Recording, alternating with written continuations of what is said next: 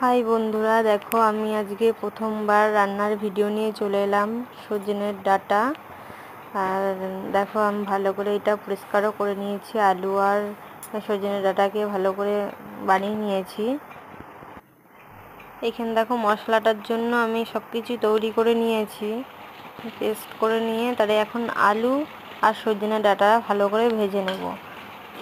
আর আমি তো প্রথমবারই এই রান্নাটা তোমরা কে কে খেতে ভালোবাসো সেটা আমাকে জানিও।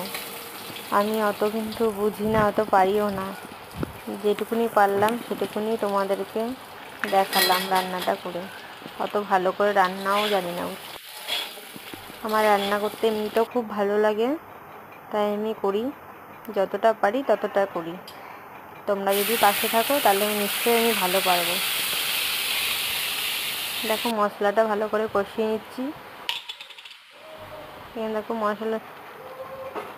মশলাটা দিয়ে দিলাম, নুন, হলুদ, লঙ্কার গুঁড়ো, ধনের গুঁড়ো দিয়ে মশলাটাকে ভালো করে কষিয়ে নিচ্ছি। আর তার আগে তো আমি দিয়েই দিয়েছি সর্ষে বাটা।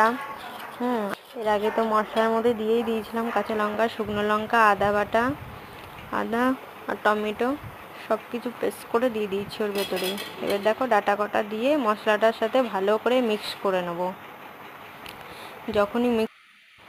দেখো ডাঁটাটা ভালো করে মিক্স করে নিচ্ছি। মিক্স করা যখনই হয়ে যাবে তখনই একটু পর আমি সামান্য একটু জল দিয়ে আবার ভালো করে কষিয়ে নেব।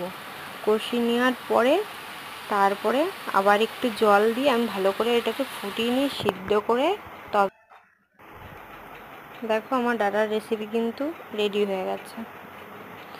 আর এইটা কে কে খেতে ভালোবাসে সেটা কিন্তু সবাই অবশ্যই আমাকে কমেন্ট করে জানিও।